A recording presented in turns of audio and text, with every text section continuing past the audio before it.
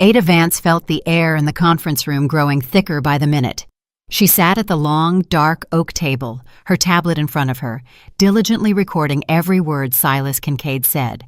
The CEO spoke in a measured tone, placing clear emphasis on every phrase, as if planning how his words would look in the meeting minutes beforehand.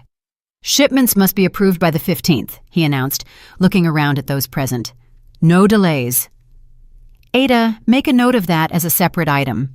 She nodded, but her fingers suddenly felt heavy. The keys on her tablet seemed to drift away, and the letters swam before her eyes. Adah tried to focus, but the sensation only intensified. A pounding started in her temples, and a strange pressure appeared in her chest, as if someone had placed a heavy stone on her ribs and was slowly pressing down. "This will pass," she thought. "I just haven't slept enough." The last 2 weeks had been exhausting. The quarterly report, negotiations with new partners, endless calls and approvals. Adah was used to the workload. Working as the executive assistant to the director of a major logistics company required total dedication. Silas Kincaid was a demanding leader, but fair. He valued her punctuality, her ability to anticipate his needs, and her capacity to keep dozens of processes under control simultaneously. In 3 years at the company, Adah had become an irreplaceable link. She knew all the intricacies of the document flow, remembered the names of key clients, and managed to coordinate the work of several departments at once. Colleagues respected her for her professionalism and the calm with which she resolved even the most tangled situations. But today, something was wrong. She looked up at Silas. He continued speaking, gesturing with his hand. "Iris, you need to get human resources involved in the staffing expansion. We will need 2 additional client relations managers, preferably with experience in international logistics." Iris Kincaid, the HR director and Silas's sister, was writing something in her notebook. Her face remained impassive and businesslike. Adah had always admired her composure. Iris knew how to keep her distance even in the most tense situations. 50 years old, a spotless reputation, a sharp suit, and a neat hairstyle. She was the embodiment of order and discipline. Suddenly the room tilted. Adah pressed herself sharply against the back of her chair, trying to keep her balance. Her heart began to beat in a frenzied rhythm. Her breathing quickened, becoming shallow, as if there wasn't enough air in her lungs. Her forehead was covered in a cold sweat against her dark skin, and dark circles swam before her eyes. "Adah, can you hear me?" Silas's voice sounded as if it were coming from far away. She raised her head, forcing herself to smile. "Yes, of course. I apologize. It is just a little hot. Maybe open a window?" "No, thank you," Adah said. "I had better step out for a minute and get some fresh air. I will be right back." Adah rose from the table, trying to move confidently, but her legs treacherously buckled. She felt the gazes of her colleagues on her, concerned, curious, sympathetic. Stepping out of the conference room, she closed the door behind her and leaned against the corridor wall. The cold surface was soothing, but not for long. Her vision darkened, and her hands trembled even more violently. "I need to go outside," she decided. "The air will make it better." Adah walked past her workspace, a neat corner desk with 2 monitors, stacks of folders, and a pot of violets she diligently watered on schedule. She grabbed her phone and purse from the desk, threw a light cardigan over her shoulders, and headed for the elevator. The receptionist, a young woman named Sierra, called out to her. "Miss Vance, are you okay? Should I get you some water?" "Thanks, Sierra, no need. Just stepping out for 5 minutes." She pressed the elevator button, and a few seconds later, the doors slid open soundlessly. The mirrored walls of the cabin reflected her pale face with beads of sweat on her forehead. Adah did not recognize herself. Usually, she looked pulled together and groomed, but now she looked sick and exhausted. Descending to the first floor, Adah walked out of the business center. The April air hit her face with a light breeze, bringing with it the scent of blooming buds, but this brought no relief. On the contrary, the weakness intensified. Her legs stopped obeying her, everything swam before her eyes, and she barely made it to the nearest bench situated at the entrance to a small plaza next to the building. Adah sank onto the wooden seat, closing her eyes. Her heart continued to pound as if it wanted to burst out of her chest. She tried to breathe deeper, but every inhale came with effort. Her ears rang, and the world spun before her eyes.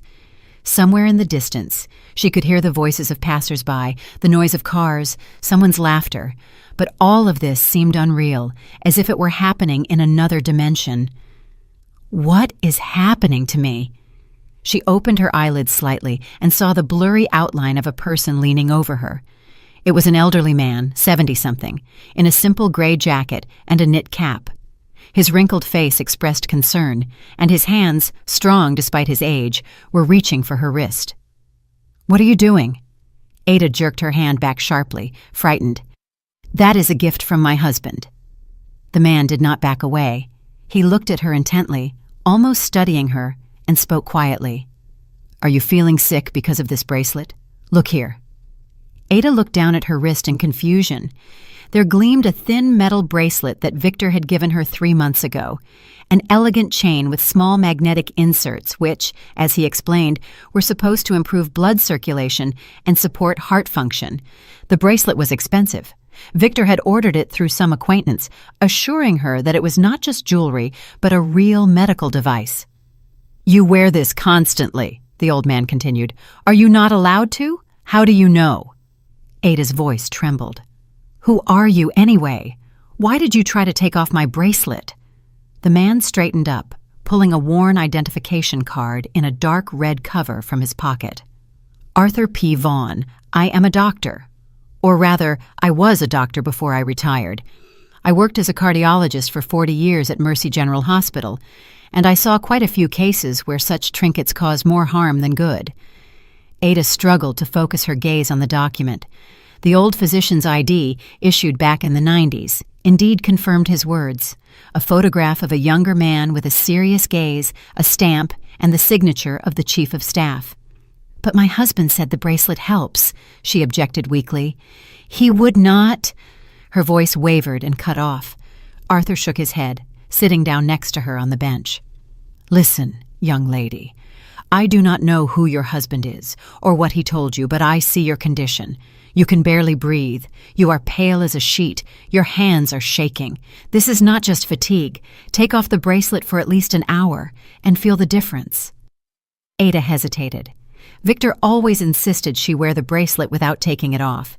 He said the effect was achieved only through constant use. Every morning he checked if she had put it on and got upset if he noticed she had forgotten. Once, she took the bracelet off before a shower and forgot to put it back on. Victor noticed only in the evening and got very agitated, spending nearly an hour explaining to her how important it was to wear the bracelet constantly. "I do not know," she mumbled. "My husband said I must not take it off." The man sighed. "Okay, then let us look at it this way. How long have you been wearing it?" 3 months, since about the middle of January. "And when did the episode start, like the one right now?" Adah thought about it. The first time she felt sick was about 2 weeks after Victor gave her the gift. She had chalked it up to stress at work back then. Preparations for the annual audit were just beginning, and all departments were working in crunch mode. Then the episodes repeated more often, once a week, then twice, then almost every day. She hadn't given them much significance, numbing the headaches with pills and continuing to work. "About 2 weeks later," she answered quietly, "rarely at first, then more often." "You see," Arthur nodded. "Coincidence? I do not think so. These magnetic bracelets are a controversial thing. For some they are harmless, but for others they can be contraindicated, especially if a person has a tendency toward arrhythmia or blood pressure spikes. Do you have any heart problems?" Adah felt everything inside her tighten. She remembered how a year ago she underwent a checkup and the doctor noted mild tachycardia. "Nothing serious," they said then. "Just need to watch your routine and avoid overexertion." Victor knew about this. He was there at the appointment, holding her hand, calming her down. "Yes," she admitted. "I have slight tachycardia." The man frowned. Did you tell your husband about this? Of course. He was with me at the doctor's. And he still bought you a magnetic bracelet? Disbelief sounded in Arthur's voice. That is strange, to say the least. Any doctor will tell you that with heart rhythm disorders, such things must be used with great caution, or better yet, not used at all. Adah fell silent, not knowing what to answer. Her thoughts were tangled, and Victor's voice rang in her head. I worry about you. This bracelet will help. Trust me. The phone in her pocket vibrated. Adah took it out with a trembling hand and saw her husband's name on the screen. Victor? Hello? Her voice sounded alarmed. Why aren't you at work? Irritation was audible in his tone. Silas called, said you stepped out and didn't come back. What happened? Where are you? I felt sick. I went out to breathe. I am sitting on a bench by the office. Again? Victor sighed with unconcealed dissatisfaction. Did you take the bracelet off? Adah looked at her wrist, where the thin chain still gleamed against her dark skin. No. Then what is the matter? You know it helps you. You are probably just overworked, asked to leave work, go home, rest. I will finish early, pick up groceries, and make dinner. Okay, she answered mechanically and hung up. Arthur looked at her with sympathy. That was him? Adah nodded. Listen to my advice. Go to a clinic. Get a checkup today and find out the truth. And take the bracelet off at least for a while until you get the results. See how you feel without it. She slowly undid the clasp and took off the bracelet. The metal was warm from her skin, pleasantly heavy. Strange, but within a minute her breathing became a little more even and the pressure in her chest eased. Was it a placebo effect or real relief? Adah didn't know, but the difference was palpable. Thank you, she whispered, hiding the bracelet in her blazer pocket. Thank you very much. The man smiled gently, paternally. Take care of yourself, young lady. Health is the only thing that truly belongs to you. Do not let anyone manage it for you, even the closest people. He got up from the bench, adjusted his cap, and slowly walked away down the path, leaving Adah alone. She sat for a few more minutes, feeling her strength gradually returning. Her thoughts were racing, but one pushed through the fog with particular persistence. What if Victor actually knew? No, that was absurd. Her husband loved her. He took care of her. He couldn't... But then why did he insist on the bracelet? Why did he get angry when she forgot to put it on? Why did he never agree when she suggested going to the doctor to check her heart? Adah stood up from the bench, feeling much better. Her head had cleared, her heart was beating steadily. She took out her phone and dialed Silas Kincaid's number. Adah! His voice sounded concerned. How are you feeling? Better, thank you. Mr. Kincaid, I apologize for interrupting the meeting. May I take the rest of the day off? I need to see a doctor. Of course.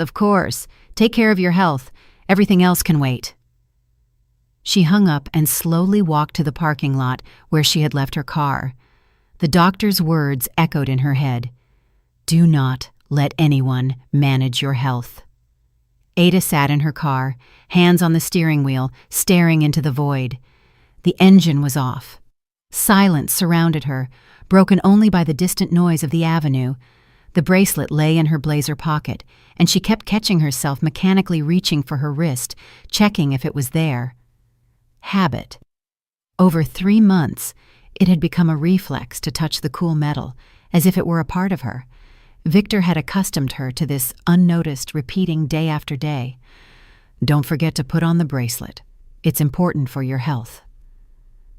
She remembered that January evening when he gave her the gift. They were sitting in the kitchen after dinner. The apartment smelled of the apple pie Adah had baked, especially for his return from a business trip. Victor took a small velvet box from his pocket and handed it to her with a smile. Open it. Inside on a white cushion lay the elegant bracelet, a thin chain with neat magnetic inserts, each the size of a grain of rice. It shimmered in the light of the chandelier, looking expensive and stylish. This is for you, Victor said, taking her hand. I have wanted to find something special for a long time. You know, after that visit to the cardiologist, I kept worrying. You work so much, you get nervous, and your heart. I found a specialist who deals with these devices. This isn't just jewelry. The magnetic field helps improve circulation, stabilizes the rhythm. Wear it constantly, and you will feel better. Adah was touched then. Victor was always attentive, caring. He remembered her health better than she did herself. She hugged him, thanked him, and he fastened the bracelet on her wrist himself. Now don't take it off. The effect only comes with constant wear. Promise? I promise. And she kept her promise. For 3 months, she hadn't parted with the bracelet for a minute. Even at night, it stayed on her arm. Victor monitored it. Every morning, seeing her off to work, he kissed her and made sure to check. Bracelet on? Yes. Good girl. I worry about you so much. At first, it seemed touching, then habitual. And now, sitting in the car with a bare wrist, Adah suddenly realized it was strange. Why did he insist so much? Why did he get angry if she forgot to put the bracelet on even once? Why did he never suggest going to the doctor again to check if the device was helping? She took out her phone and dialed the number of the private clinic where she had her checkup a year ago. The receptionist answered on the 3rd ring. Heartland Cardiology Center. How can I help you? Hello, this is Adah Vance. I had a checkup with you a year ago. Can I make an appointment with a cardiologist? Preferably today if there is availability. Let me check. Yes, we have an opening at 4:30. Does that work for you? Perfect. Thank you. Adah looked at her watch. It was only 11:30. More than 4 hours remained until the appointment. She didn't want to go home. Victor probably already knew she had left work early and would be questioning her, calling, worrying, and she wasn't ready for a conversation yet. She needed time to think. She started the car and drove toward the waterfront. There by the river was a quiet cafe where she sometimes liked to sit alone with a book or just look at the water. Parking the car, Adah entered the small space, ordered a peppermint tea, and settled at a table by the window. The river flowed slowly, reflecting the gray April sky. On the opposite bank, the roofs of old houses were visible. Somewhere in the distance, clouds drifted by. Adah cupped the warm mug in her palms and closed her eyes, letting her thoughts flow freely. When did the deterioration begin? Exactly 2 weeks after she put on the bracelet. First, just weakness in the mornings, then dizziness, rapid heartbeat. She blamed it on work, lack of sleep, spring vitamin deficiency. Victor supported this version. You work too much. You need rest. But when she suggested taking a vacation and going somewhere, he found reasons to postpone the trip. Now isn't the best time. Let's do it in the summer or fall. When she said she wanted to go to the cardiologist again, he talked her out of it. Why waste money? You're wearing the bracelet. It helps you. Just get some proper rest. And when she once took the bracelet off, Victor caused almost a scandal. Do you realize you are risking your health? I didn't spend that much money for nothing. This is a medical device, not a toy. You must wear it constantly. Back then, Adah was frightened by his anger and apologized. She thought he was just worried. Now she was starting to see the picture differently. Her phone vibrated. A message from Victor. I finished early. Driving home now. Where are you? How do you feel? Adah looked at the screen and slowly typed a reply. Decided to take a walk. Need to breathe. Will be there soon. Okay, I am worried. Call when you are driving home. Love you. She put the phone on the table and sighed. Love you. He said that every day. He took care of her, cooked dinner, asked about her day, gave gifts. He was the perfect husband. Why then was she getting increasingly anxious? Adah remembered how they met 2.5 years ago. She had just started working as the executive assistant, and at one of the corporate events, she was introduced to Victor, a successful sales manager from a partner company. He was 9 years older than her. Confident, charming, he courted her beautifully, flowers, restaurants, compliments. 6 months later, he proposed. Adah was happy. It seemed to her that she had found the one person with whom she could build a family. Victor was reliable, stable. He solved all domestic problems, took on financial questions, planned their joint future. She felt protected. But gradually, his care began to turn into control. At first, it was unnoticeable. He asked who she was talking to at work, was interested in where she went after work, asked her to let him know when she left the office and when she would arrive home. All this was served with a sauce of care. "I just worry. You never know what might happen." Adah didn't object. It seemed normal to her that a husband worried about his wife. But over time, the control intensified. Victor didn't like it when she stayed late at work. He frowned with displeasure if she planned to meet girlfriends. He got irritated when she spent too much time on her phone. And then the bracelet appeared, and the episodes. Adah looked at her wrist. Could he really have known that the bracelet was dangerous for her health?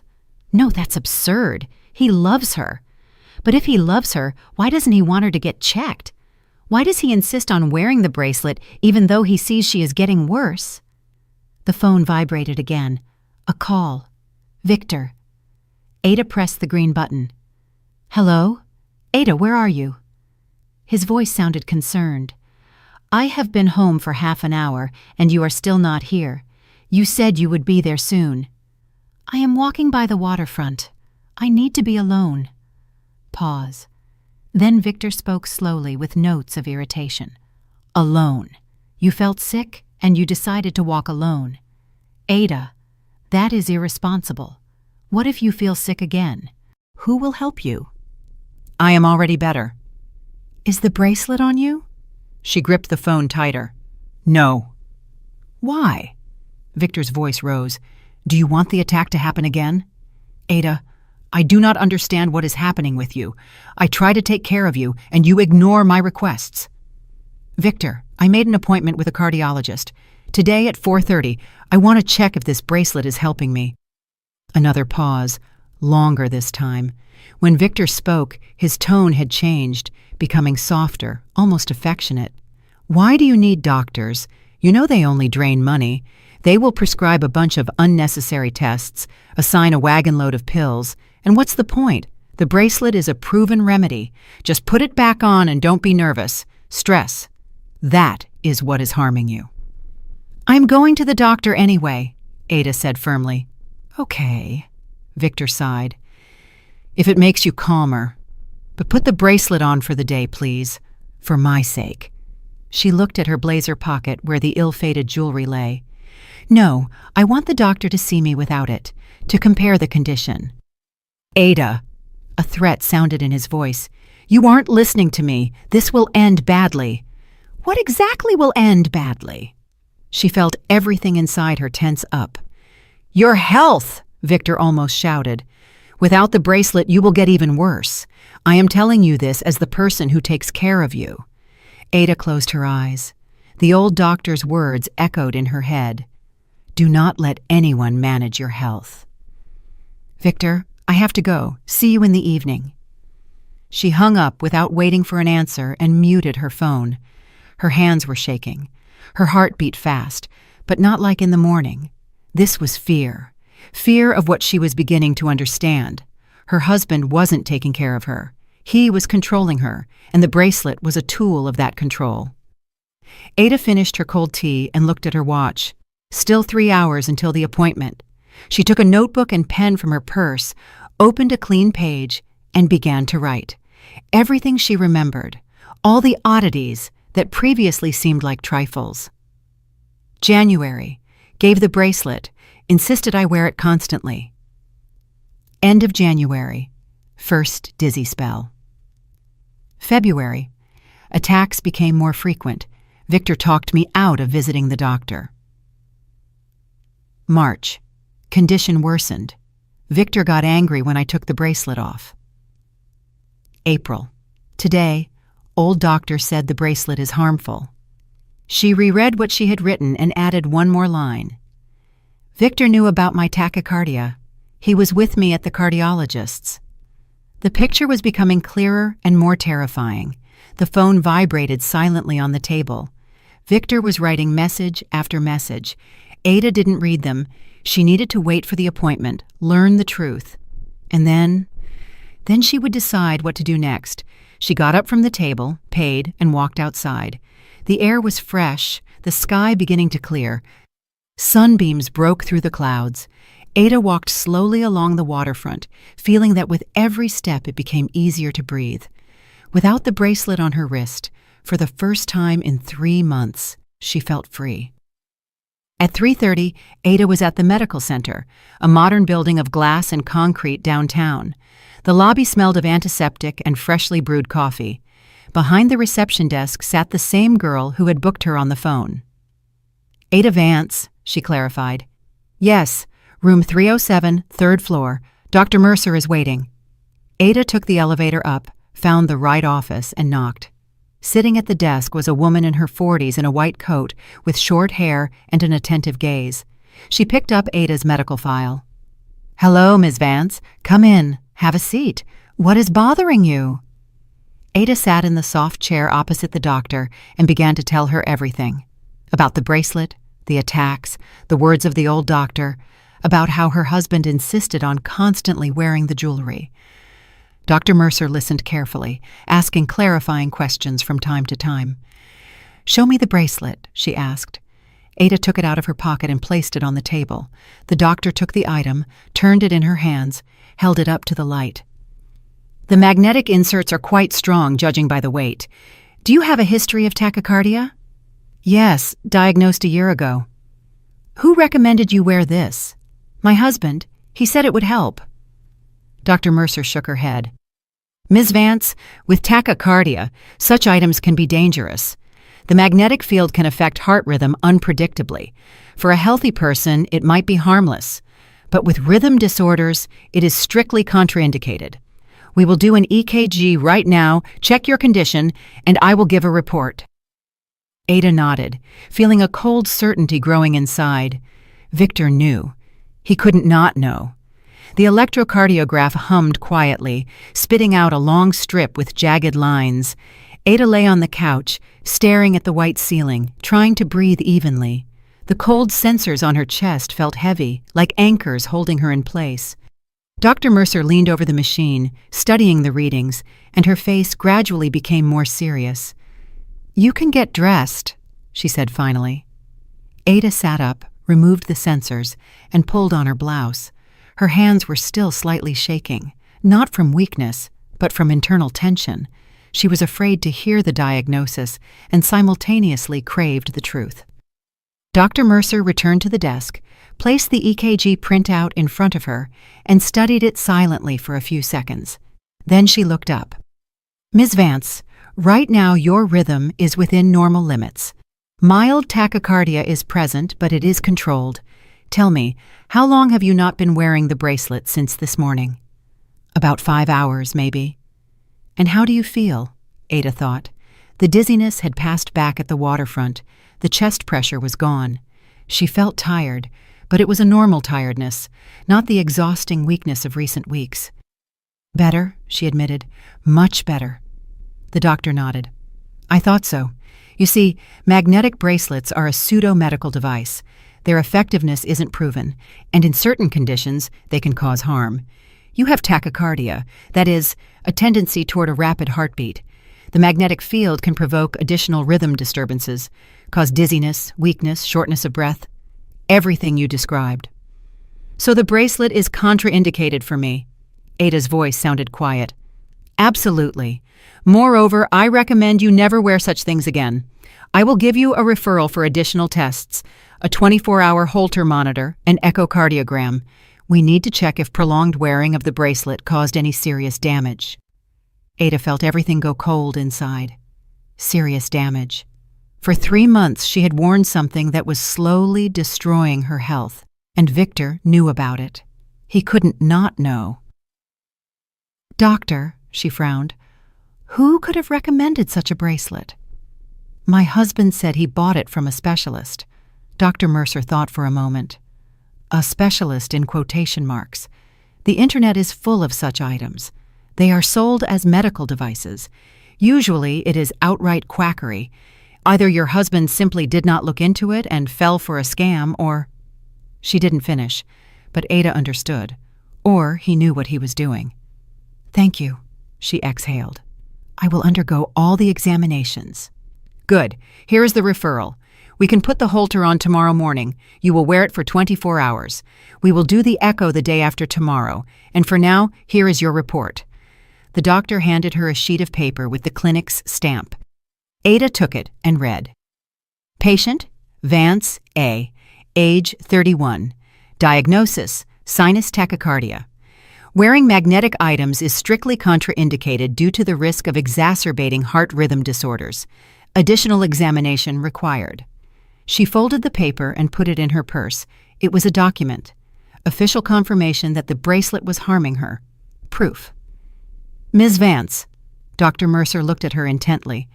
"Forgive the personal question, but who exactly insisted on wearing the bracelet?" "My husband." Adah barely audibly pronounced the word. "He knew about your diagnosis?" "Yes, he was with me at the appointment a year ago." The doctor was silent for a few seconds, then said quietly, "You understand, I do not have the right to interfere in your personal life, but as a doctor, I am obliged to warn you. If someone consciously gives you something that harms your health, knowing about the contraindications, this is very serious. Perhaps you should consult not only a cardiologist, but also a psychologist or a lawyer." Adah nodded, finding no words. She stood up, thanked the doctor, and left the office. It was quiet in the corridor. Adah sat on a bench, took out her phone, and turned on the sound. The screen exploded with notifications. 17 missed calls from Victor, 23 messages. She opened the chat and began to read. "Where are you? Why aren't you answering, Adah? I am worried. Call immediately. This isn't serious. I am your husband. I have a right to know where you are. If you are at the doctor's, at least write, I am going crazy. Are you ignoring me after everything I do for you? Fine, be silent, but I will remember this. The last message was sent 10 minutes ago." Adah exhaled and typed a short reply. "Was at the cardiologist, driving home. We need to talk." The answer came instantly. "Finally, I am waiting." Adah put the phone away and walked out of the clinic. She knew that the conversation she feared was about to happen, but she couldn't postpone it any longer. Too many questions, and she had a right to answers. She reached home, went up to the 5th floor, and opened the door with her key. The apartment smelled of fried onions and garlic. Victor was making dinner just as he promised. She took off her shoes, walked into the living room, and saw him in the kitchen. He stood by the stove, stirring something in a skillet, and turned around hearing her steps. "Finally," he smiled, but the smile came out strained. "I thought you were not coming back at all." "Why shouldn't I have come back?" Adah remained standing in the kitchen doorway. Victor shrugged. "You are just acting so strange today, not answering calls, ignoring messages, like I am a stranger to you." "Victor, we need to have a serious talk." He turned off the stove and turned to her. "I am listening." Adah took the medical report from her purse and handed it to him. "Read it." Victor took the sheet, his eyes scanning the text, and his face slowly changed. First surprise, then irritation, then something resembling anger. "What is this nonsense?" He threw the paper on the table. "Some female doctor decided the bracelet is harmful? On what grounds?" "On the grounds that I have tachycardia and magnetic items are contraindicated with this diagnosis," Adah answered firmly. "You knew that." "I didn't know anything." Victor raised his voice. "I bought you an expensive gift to help, and you are interrogating me. You were with me at the cardiologist's a year ago. You heard the diagnosis? You knew." Victor spun around sharply and slammed his fist on the table. "What do you think you are doing? You are accusing me of wanting to harm you? I am your husband. I take care of you. Care is not forcing me to wear something that destroys my health. It doesn't destroy it. Doctors don't understand. I read research articles. Magnet therapy helps. With tachycardia, it is contraindicated." Adah felt anger boiling inside her.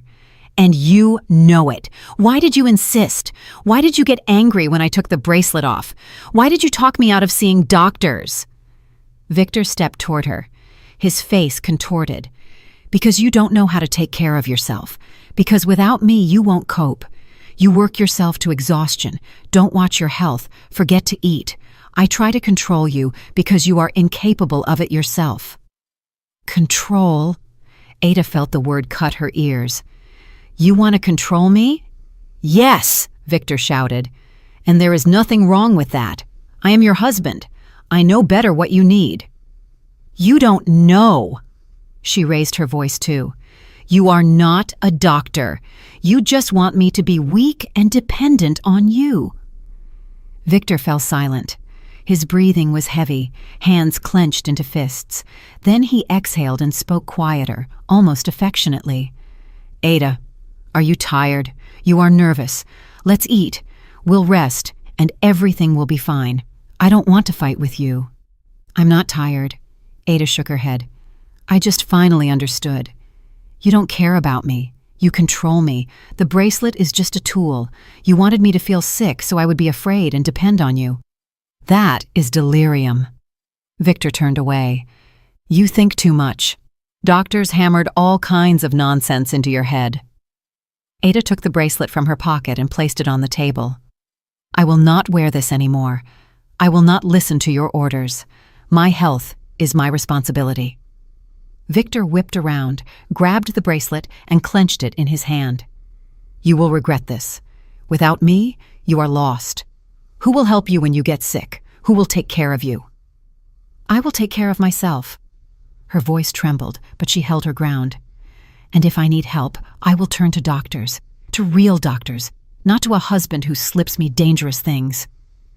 Victor stepped toward her, looming over her. You are ungrateful. I did so much for you. Married you, provide for you, take care of you, and you treat me like this? Adah stepped back. Care is not control. Love is not manipulation. You have no right to manage my health. I do, Victor barked. I am your wife, for now, Adah said quietly.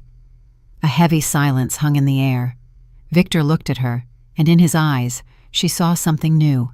Not anger, not irritation, fear of losing control. What are you trying to say? He said slowly. I want to say that I need time to think. I need to be alone. Where do you think you're going? Victor's voice became harsh. To a friend's. For a few days. I need to sort out my feelings. She turned and walked to the bedroom. Victor followed on her heels. You aren't going anywhere. We will sort it out right now. Adah took a gym bag from the closet and started packing things. A few changes of underwear, jeans, a sweater, a toiletry bag. Her hands were shaking, but she forced herself to move. Victor stood in the doorway, blocking the exit. Adah, stop it. You aren't going anywhere. Move. She looked at him. No. Victor, I said, move. He didn't budge. Adah felt everything inside her clench with fear, but forced herself to take a step forward. Victor grabbed her arm. You will stay here. We will talk normally. Let me go. Her voice sounded quiet but firm. No. Adah yanked her arm away sharply, pushed him in the chest, and ran out of the bedroom. She grabbed the large bag and her purse with documents, car keys, and bolted for the exit. Victor caught up with her at the door, but she had already flung it open and leaped onto the landing. Adah, come back immediately! His scream echoed through the stairwell. She didn't look back, ran down the stairs, almost sprinting to her car, sat behind the wheel, and started the engine. Victor burst out of the building entrance, but she was already driving out of the courtyard. Only once she was on the avenue did Adah allow herself to exhale. Her hands were shaking. She stopped at the curb, turned on her hazards, and sat for a few minutes, trying to calm down and catch her breath. The phone vibrated. A message from Victor. You will regret this. Without me, you are nothing. Adah blocked his number, put the phone in her purse, and drove to the only person she could trust right now, Iris Kincaid. The HR director lived 20 minutes away in a quiet neighborhood with low-rise buildings. Adah called her on the way. Iris, I apologize for bothering you in the evening. Can I come over? I need help. Of course, Adah. Come over. I am home. When Adah pulled up to the house, Iris was already waiting for her on the porch. Seeing her red eyes and trembling hands, she hugged the young woman and led her into the house. "Tell me what happened." And Adah told her everything about the bracelet, the attacks, the doctor, the medical report, about Victor. Iris listened silently, nodding occasionally. When Adah finished, the HR director poured her some tea and said quietly, "You did the right thing by leaving. This is called domestic violence, Adah. Psychological. He controlled you, manipulated you, undermined your health. You need legal help and support. Tomorrow we will process a week of leave for you. For now, stay here. I have a guest room." Adah nodded, feeling tears welling up in her eyes. For the first time in 3 months, she felt safe. On Saturday, Adah woke up from bright light breaking through the light curtains. For a moment, she didn't realize where she was, then remembered. The guest room in Iris Kincaid's house. A simple, cozy room with white walls, wooden furniture, and the scent of lavender. On the nightstand stood a glass of water she hadn't finished the night before. She looked at her phone. 8:00 a.m., Friday. The screen showed 27 missed calls from an unknown number and 3 messages. Victor, of course. She had blocked his main number, so he was calling from another one. Adah opened the message. "Adah, this is foolishness. Come home. We will discuss everything calmly." "You cannot just leave like that. I am your husband. We have obligations to each other." "Fine. You want to play the silent game? Play. But remember, everything you have is thanks to me." The last message was sent at 6:00 a.m. Adah deleted the thread and blocked the new number. She didn't need his words, his manipulations, his attempts to regain control. There was a quiet knock at the door. "Adah, are you awake? Breakfast is ready." She got up, threw on a robe she had borrowed yesterday, and went out to the kitchen. Iris stood by the stove, flipping pancakes. Honey, sour cream, and fresh berries were already on the table. "Good morning." Adah sat at the table. "Good morning," Iris smiled. "How did you sleep?" "Better than in recent weeks." "That is good. Have some breakfast.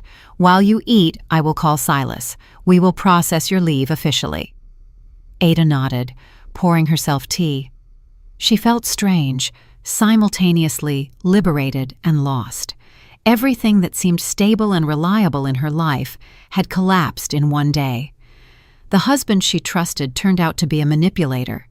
The home where she lived for 2 years was no longer a safe place. The future she planned had dissolved into thin air. Iris returned in 10 minutes. "Everything is settled. Silas will process leave for 2 weeks. He said health is more important and you should rest properly. And I also got the number of our family lawyer. Here, write it down. Her name is Eleanor Tate, a very competent woman." Adah saved the number in her phone. "Thank you. I do not know what I would do without you. Do not mention it. Just take care of yourself. And remember, you are not guilty of anything. What your husband did is abuse, psychological violence. You have every right to defend yourself." Adah silently nodded. The word abuse sounded unusual, almost foreign. It always seemed to her that violence was beatings, screaming, overt aggression. But what Victor did looked like care for a long time. He didn't hit her, didn't scream at her constantly, just controlled, manipulated, undermined her health. After breakfast, Adah called the lawyer. Eleanor Tate turned out to be a woman in her 50s with a confident, calm voice. They agreed to meet the next day. Adah spent the rest of the morning in the guest room, sorting through documents. Marriage certificate, bank statement, medical record. She made a list of what needed to be discussed with the lawyer, and with every line she understood, there was no way back. At lunch, Iris suggested a walk. They went out to a small park nearby, walking along the paths. The air was warm, smelling of spring and freshness. Adah breathed deeply, and it suddenly seemed to her that she had forgotten how to breathe freely.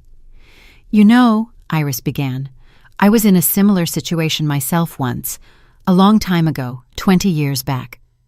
My ex-husband was also very caring. Too caring." Adah looked at her in surprise. Are you serious? Absolutely. He controlled my every step, called 10 times a day, checked who I talked to, what I ate, where I went, said he worried, that he loved me, that I couldn't cope without him.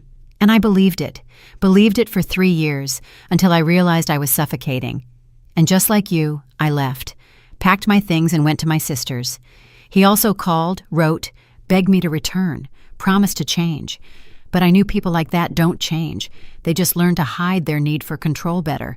I filed for divorce. He resisted, but in the end it was all over. And you know what? For the first time I felt alive, real. Adah listened, and something warm spread inside her. She wasn't alone. She wasn't crazy. What was happening to her happened to others too, and there was a way out. Did you regret it? She asked quietly. Not for a second. I only regretted not leaving sooner. They returned home toward evening. Adah felt tired but calm. She had dinner, took a shower, and went to bed early. A serious conversation with the lawyer lay ahead tomorrow.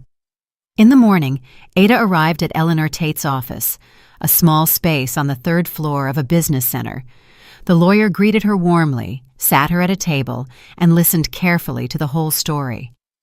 Adah spoke, sometimes stumbling, sometimes pausing to gather her thoughts. She told about the bracelet, the attacks, the medical report, the control, the last fight.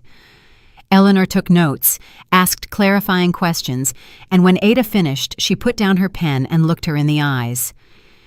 Adah, what you just described is a classic case of psychological domestic abuse. Your husband used methods of control, manipulation, and undermining your health. You have a medical report confirming the harm from the bracelet. This is a crucial document. What should I do next? Adah's voice trembled. First, ensure your safety. You are living with friends right now? Yes. Good. Do not return home alone.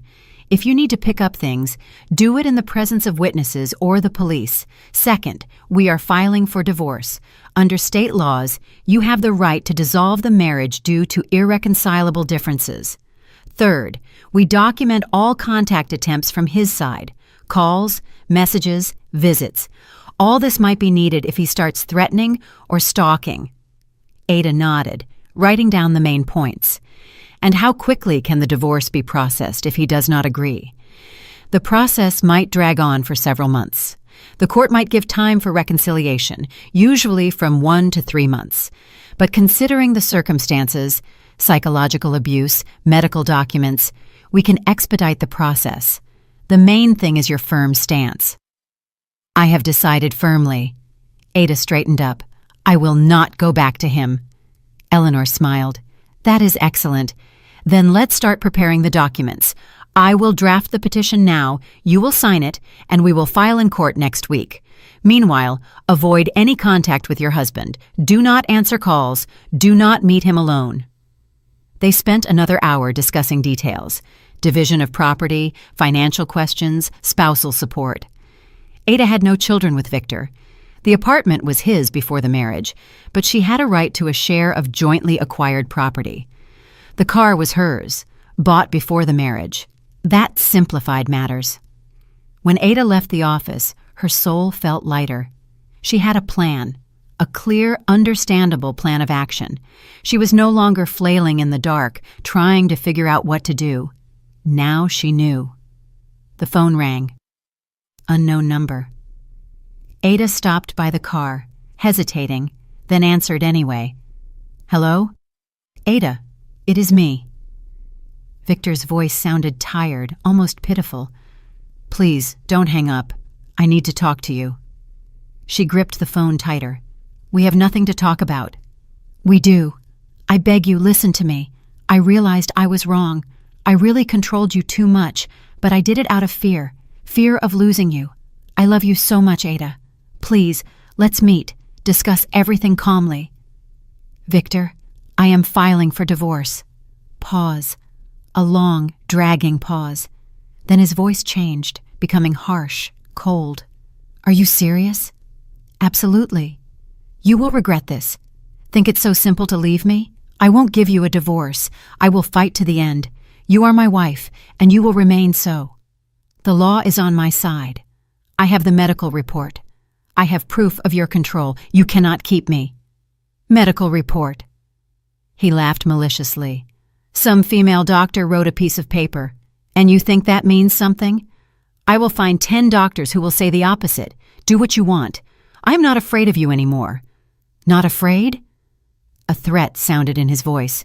In vain. You forgot who I am. I can make it so you get fired from work. I can ruin your reputation. I can... Adah hung up. Her hands were shaking. Her heart pounded, but not from weakness, from anger. She got in the car, took a deep breath, and drove back to Iris's.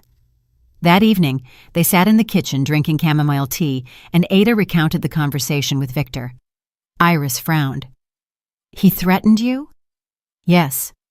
That needs to be documented. Write down all his words while you remember. If he calls again, turn on the recording. A threat is already serious. We can go to the police. Adah nodded. She felt cornered, but simultaneously stronger than ever. Victor was trying to break her, scare her, return her under control. But she wouldn't give in. The next day, Adah went to the clinic to have the Holter monitor installed. They attached a small device to her chest that would record her heart function for 24 hours. The doctor explained this was needed to see the full picture and understand how badly her health had suffered from wearing the bracelet. Wearing the monitor wasn't very comfortable, but Adah tolerated it. She led a normal life, walked, read, helped Iris around the house, and all this time, the little device recorded every beat of her heart. A day later, she returned to the clinic, removed the monitor, and a few hours later received the results. Dr. Mercer invited her into the office and laid the printouts on the desk. Ms. Vance, she began, the results show that you indeed had episodes of rhythm disturbance, tachycardia, several extrasystoles, but overall the heart is normal. The main thing is you took the bracelet off in time. If you had continued wearing it for another month or two, the consequences could have been more serious. Adah exhaled. So everything will be fine? Yes, provided you watch your health, avoid stress, and of course, never wear such items again. Here is your updated report. You can provide it to the lawyer. Adah took the document and thanked the doctor. Now she had one more piece of proof, official confirmation that the bracelet truly harmed her. In the evening, she met with Eleanor Tate and handed her the new report. The lawyer studied it and nodded with satisfaction. Excellent. This strengthens our position.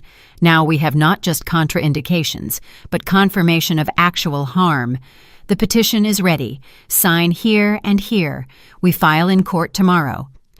Adah signed the documents with a steady hand. She was taking a step after which there would be no return, and she was ready. The next morning, Eleanor called her. The petition is filed. The court date will be set for next month. Victor will be served a summons. Thank you. Adah felt relief. Now all that remained was to wait. The following days passed in strange calm. Victor didn't call or write anymore. Adah lived at Iris's, helped her with housework, read books, walked in the park. For the first time in a long time, she felt free. Silas Kincaid stopped by a couple of times, brought fruit, and asked about her health.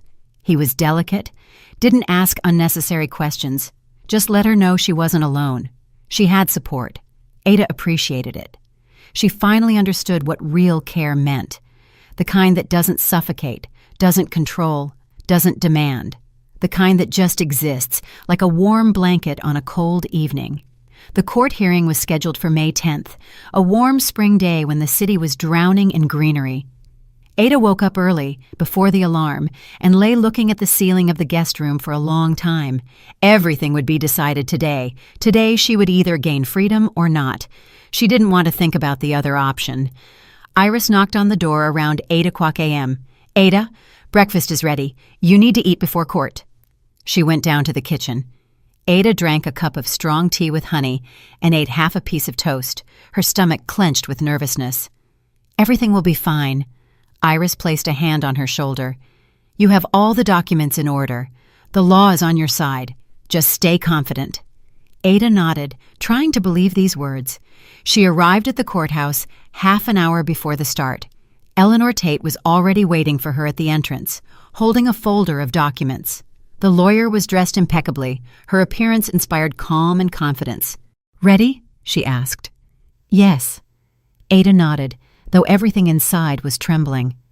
They went through the metal detector, went up to the second floor, and sat on a bench in the corridor. "Victor hasn't arrived yet. Don't worry," Eleanor said quietly. "We have all documents in order. Medical reports, Iris's witness testimony, recordings of threats. The court will be on your side." Victor appeared in the corridor. He walked confidently in a severe black suit, a snow-white shirt, and a burgundy tie. With him was a lawyer, a middle-aged man with a cold, detached face and an expensive leather briefcase in his hand. Victor threw a brief glance at Adah, and she saw a mixture of anger and contempt in his eyes. He walked past without even saying hello and sat on the opposite side of the corridor. Adah turned away. Her heart beat steadily, without skips, without the bracelet, without fear, without pressure on her chest. She breathed freely. The courtroom door opened. The clerk invited them to enter. The room was small, with high ceilings and wood panels on the walls. They sat on different sides. Adah with the lawyer on the left, Victor with his lawyer on the right. The judge took her seat and opened the session. "Hearing the case regarding the dissolution of marriage between Victor Vance and Adah Vance," she announced in a clear voice. "Plaintiff, Adah Vance, please state the essence of the claim." Eleanor rose. "Your Honor, my client requests to dissolve the marriage due to the impossibility of further cohabitation. The marriage was concluded 2 years ago. There are no joint children.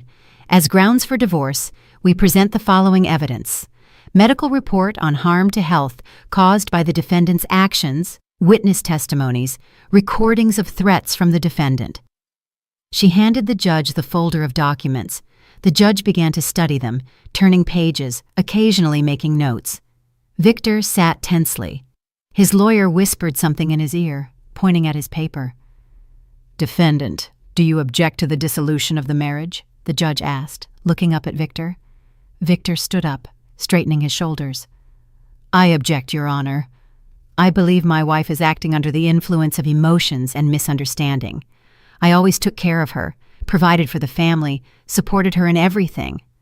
All my actions were dictated exclusively by love and concern for her well-being. The bracelet referred to in the lawsuit was a gift intended to improve her health. I did not know about any contraindications." "Do you have proof that you did not know about the contraindications?" the judge clarified. Victor's lawyer rose, placing his hands on the table. "Your Honor, my client is not a medical professional and could not know about the subtleties of the interaction of magnetic items with heart pathologies. He purchased the bracelet guided by the seller's recommendations, who assured him of the item's safety.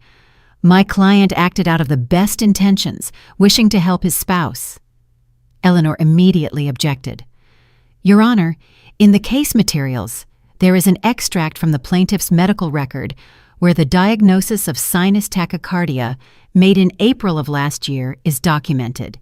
The defendant was present at the appointment with the cardiologist, which is confirmed by the entry in the reception log of the Heartland Cardiology Center.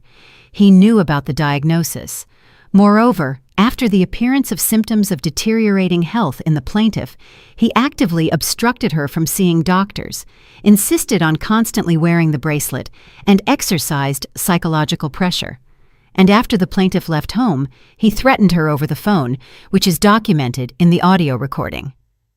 The judge turned the page, carefully studying the medical documents. "Indeed, here is a conclusion from cardiologist Dr. Mercer, stating that magnetic items are strictly contraindicated for the plaintiff with this diagnosis, and results of Holter monitoring showing episodes of heart rhythm disturbance during the period of wearing the bracelet. Mr. Vance, can you comment on this data?" Victor stood up. "I am not a doctor, Your Honor. I just wanted to help my wife. If the bracelet turned out to be harmful, it was an unintentional mistake, not an intent to cause harm." "And the threats addressed to the plaintiff after she left home?" The judge looked at him strictly. "How do you comment on those?"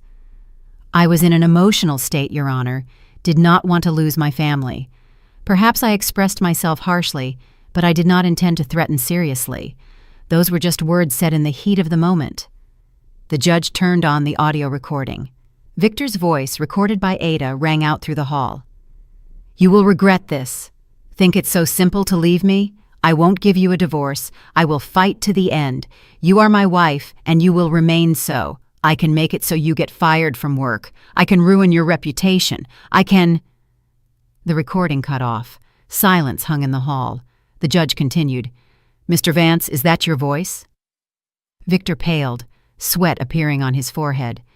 "Yes, Your Honor, but I didn't mean— those were just emotions. I wasn't planning to act on those words." "Enough," the judge cut him off in a cold tone. "I see sufficient grounds for the dissolution of the marriage. Considering the circumstances of the case, systematic psychological pressure on the plaintiff, causing harm to her health by insisting on wearing a contraindicated item, threats addressed to her, I consider the preservation of this family impossible. I'm not assigning a period for reconciliation due to the obvious impossibility of restoring family relations. The marriage between Victor Vance and Adah Vance is considered dissolved. The decision enters into force 1 month from the day of issuance." Adah felt something snap inside her, not from pain, but from relief. Huge, all-consuming relief that rolled like a wave over her entire body. She was free, officially, legally free. Victor jumped up from his seat. His face was distorted with rage. "This is unfair, Your Honor. I will appeal. You cannot just destroy my family like this." "You may file an appeal in accordance with the procedure established by law," the judge answered calmly, "but the decision in this case is made based on the presented evidence and state laws. The hearing is adjourned." She struck the gavel on the table, and the sound rang through the hall like a final sentence. Adah walked out of the courthouse, feeling her legs carry her on their own. The sun shone brightly, blindingly. The air was warm and fresh, smelling of lilac and young leaves. Eleanor walked beside her, smiling. "Congratulations, Adah. You are free. In a month, the decision will come into force, and you will receive the divorce decree." "Thank you." Adah hugged her, feeling tears flowing down her cheeks. "Thank you for everything. I wouldn't have made it without you." "You would have." The lawyer smiled. "You are a strong woman. Sometimes we just need support to realize it." A month later, when the court decision came into force, Adah received the divorce certificate. She stood by the window in the apartment she had rented a week ago, a small studio in a quiet area with a park nearby. The apartment was modest, but only she lived in it. No one controlled when she came and went. No one checked what she ate or who she talked to. No one forced her to wear something that harmed her health. Adah held the document in her hands, official proof that she was a free, independent woman. And she smiled. Life was starting anew. She returned to work in mid-June. Silas Kincaid greeted her warmly, shaking her hand firmly. "Glad to see you back in the ranks, Adah. Hope you are feeling well." "Yes, thank you. I am ready to work." Iris hugged her maternally.